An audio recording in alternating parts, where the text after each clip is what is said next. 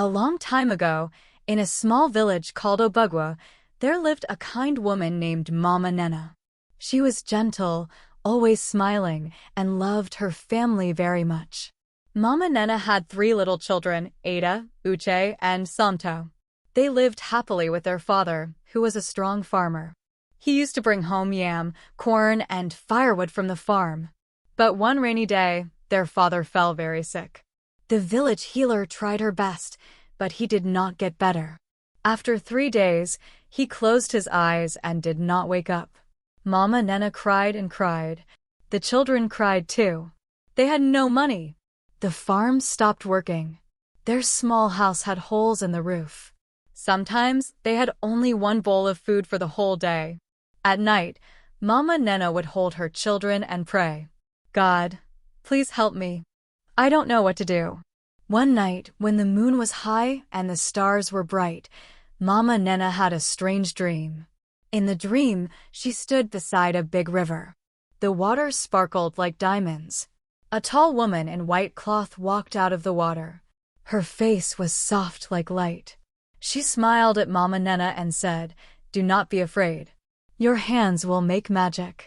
Use what you have." Mama Nnenna looked down and saw her old basket, her broom, and some palm leaves on the ground.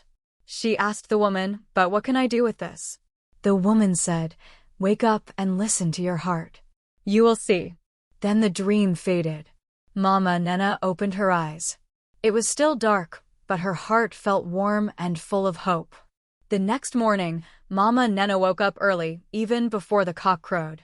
She sat on her small mat and thought about the dream. She looked at the old basket, the broom, and the palm leaves in the corner of the hut. "What did the dream mean?" she whispered. Suddenly, she remembered something. When she was a little girl, her grandmother taught her how to weave baskets using palm leaves. Her hands began to tingle. "Maybe this is the magic the woman talked about," she said softly. So she took the palm leaves, cleaned them, and began to weave. Her fingers moved quickly, like they still remembered the old ways. Ada, Uche, and Santo sat beside her, watching. "Mama, what are you doing?" Santo asked. "I'm making a basket," she said with a smile. "And when I finish, we will take it to the market." It took her 2 days to make 1 basket, but it was strong and beautiful. She added little patterns with the broomstick fibers, just like her grandmother used to do.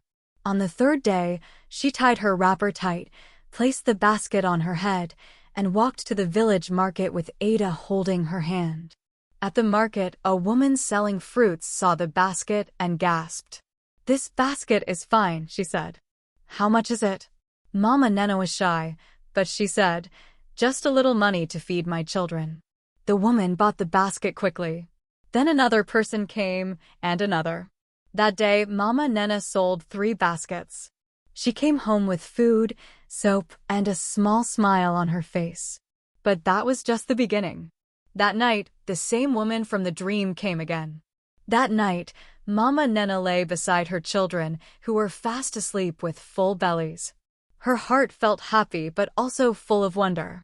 As she closed her eyes, the soft wind outside sang like a flute, and soon she was dreaming again.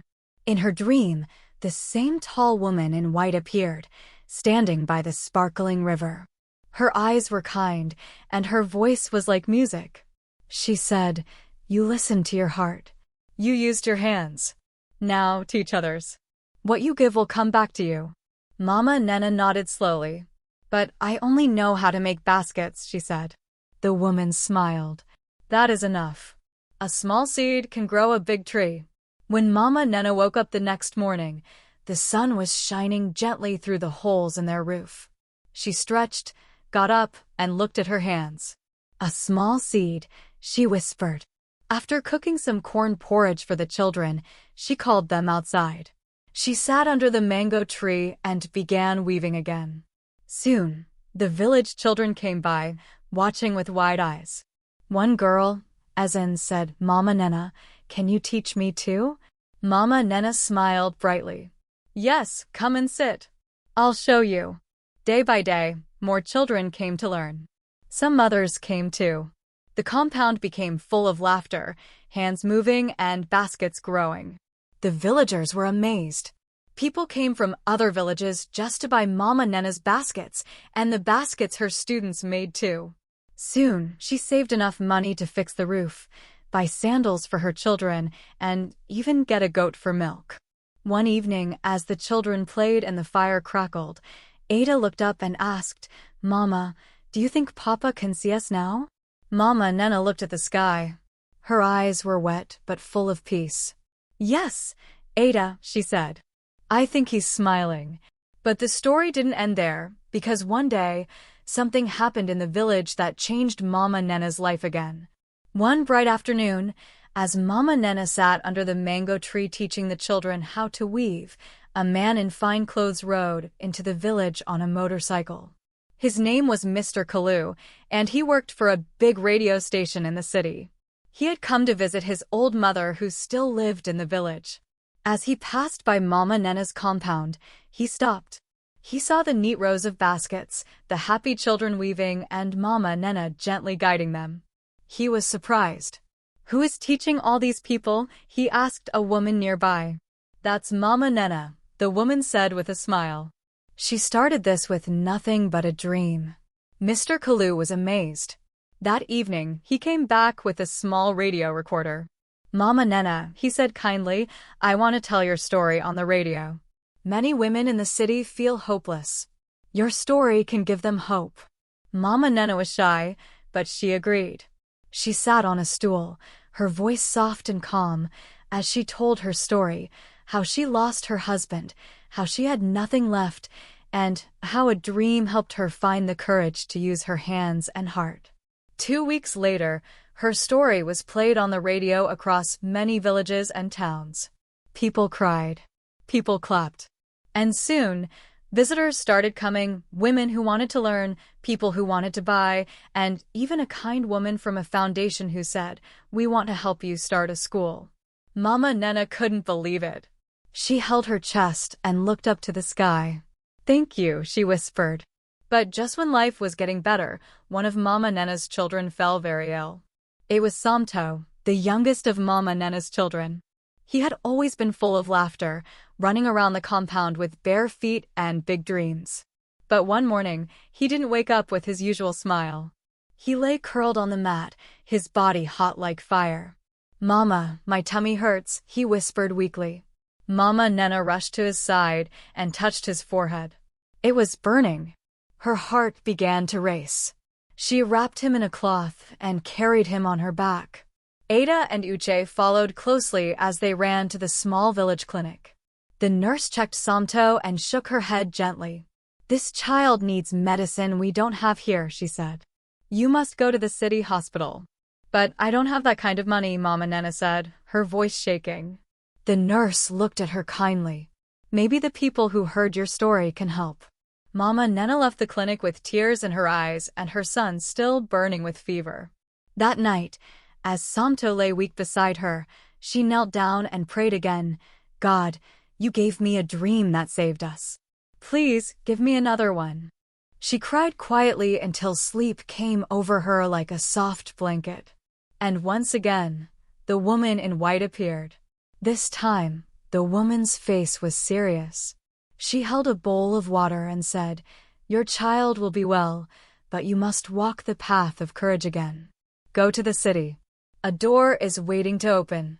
When Mama Nnenna woke up, she knew what she had to do.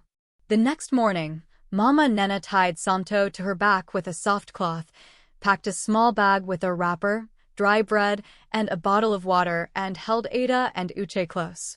"My children," she said gently, "we are going to the city." The village gathered around her as she walked to the road. Many had heard the news about Samto.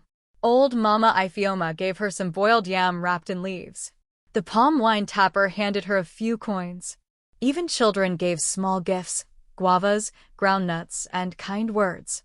"May your journey be safe, Mama Nnenna," the villagers said. She climbed onto a noisy bus headed to the city. The road was long and bumpy. The baby on the bus cried, goats bleated, and people argued about seats. But Mama Nnenna just held Santo close, praying and whispering, "We will make it. I believe." When they reached the city, the air smelled different. The buildings were tall, and cars zoomed past like angry bees. She asked for directions and finally found the big hospital. Inside, she sat in the waiting area, holding Santo close. A nurse walked by, then stopped and looked at her face. Are you the woman from the radio? The one who makes beautiful baskets." Mama Nnenna nodded slowly. "Wait here," the nurse said, her eyes wide. She ran off and came back with a woman in a blue dress and glasses. The woman smiled and said, "We heard your story. We've been looking for you. Come, we will take care of your son." Mama Nnenna began to cry, not tears of sadness, but of hope. Doctors rushed to help. They took Santo inside. Hours passed. Mama Nnenna sat with Ada and Uche, praying silently.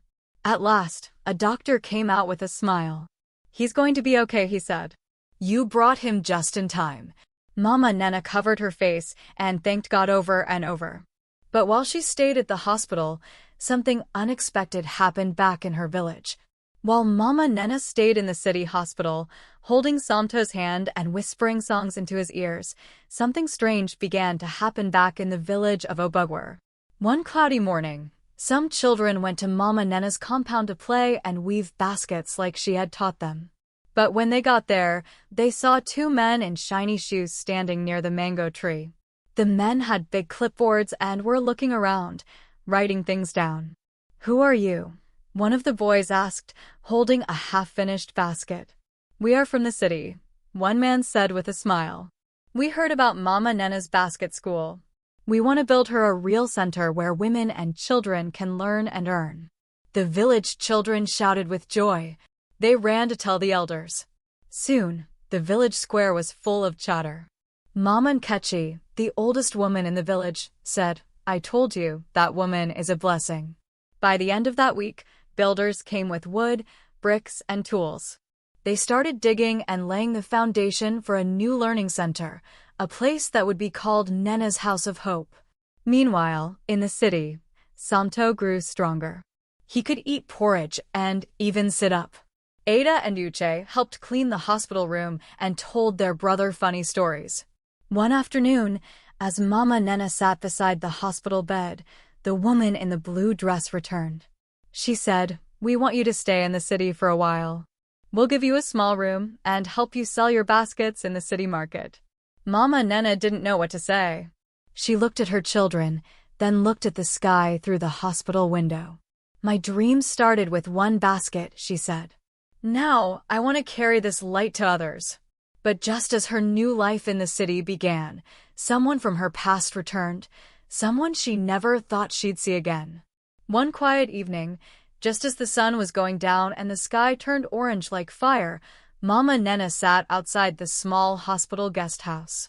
Santo was now walking around and laughing again, chasing butterflies with Ada and Uche. Mama Nnenna smiled, weaving another basket with soft palm leaves in her lap. Suddenly, she heard a voice behind her, a voice she had not heard in many years. "Nnenna, is that you?" She froze. Her fingers stopped moving. Slowly, she turned around. Standing there was a tall man with tired eyes and dusty shoes. His beard had grown wild, and his shirt had holes. But even after all these years, she knew that face. It was Chuka, her brother. "Chuka," she whispered, standing up. "Is it really you?" He nodded slowly. "I heard your story on the radio. I couldn't believe it. I've searched for you for so long." Tears filled Mama Nnenna's eyes. "I thought you were gone forever. You left after Papa died and never came back." "I made many mistakes, Nnenna," Chuka said. "But I'm here now. I've been living on the streets, trying to survive. But when I heard your name, your story gave me hope." Mama Nnenna didn't know what to say. So she opened her arms. Chuka stepped forward and hugged her tightly, both of them crying under the evening sky. The children ran over. "Mama, who is he?" little Santo asked. Mama Nnenna wiped her tears. "This is your uncle, my brother." That night, They all sat together, eating boiled yam and laughing softly. But even as Mama Nnenna found family again, news came from the village. Trouble was brewing. Someone was trying to claim her new land, saying she had no right to it. 2 days later, as Mama Nnenna sat outside with Chuka and the children, a man from the village arrived with a worried look. His clothes were dusty, and sweat ran down his face. He bowed and said, "Mama Nnenna, I bring news from Obugwu." Her heart skipped. "What is it?" she asked quickly. He looked down. "There is a man named Chief Okafor. He heard about your new learning center. Now he says the land where it is being built belongs to his father's family. He wants the builders to stop work. He says you never had permission." Mama Nnenna stood up slowly. The joy in her heart grew heavy. "But that land was left empty for years," she said. "No one touched it." "Yes," the man replied. "But Chief Okafor has power. The elders are afraid to speak against him."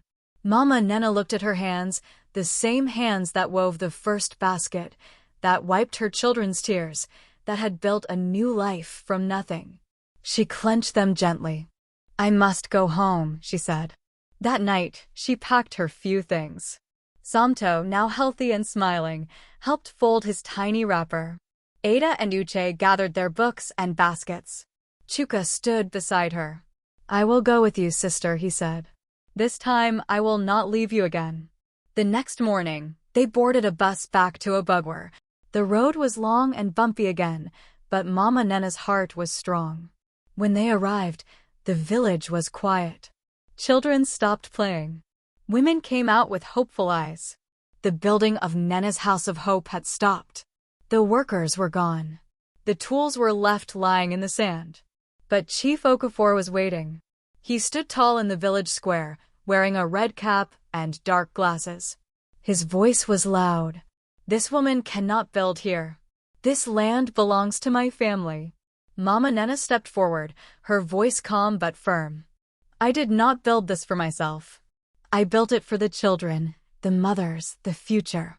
The villagers watched in silence. And then, something unexpected happened.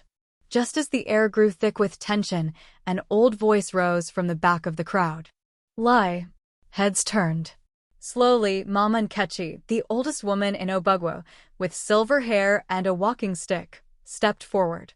Her back was bent, but her voice was strong.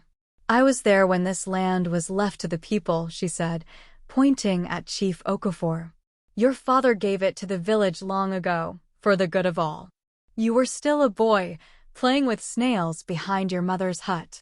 How dare you twist the truth now?" Chief Okafor's mouth opened, but no words came. Then another voice joined in, Papa Ajike, the village drum maker. "Mama Nnenna has brought light to this place. Our children have a future because of her." "Yes," a young mother cried out. "She taught me how to make baskets and feed my baby. She gave my son medicine from the city," another shouted. One by one, the villagers stepped forward, standing beside Mama Nnenna, surrounding her like a wall of strength. Even the children, holding small woven baskets, stood proudly in front. Chief Okafor looked around. He saw that he stood alone. He scoffed, waved his hand, and walked away. "This isn't over," he muttered. But everyone knew it was over. The builders returned the next day. Hammers rang, sand was poured, and walls began to rise again. Mama Nnenna stood watching with quiet joy. Chuka helped carry bricks. Ada and Uche painted signs. Samto danced with a calabash. And on the day the building was finished, something beautiful happened. On the morning the building was completed, the entire village of Obugwu buzzed with excitement. Women pounded yam and sang old songs. Children swept the compound and arranged woven baskets as decorations. Palm leaves were tied to doorposts, and drummers beat their talking drums in rhythm with the wind. Mama Nnenna stood at the front of the new center, now proudly called Nnenna's House of Hope.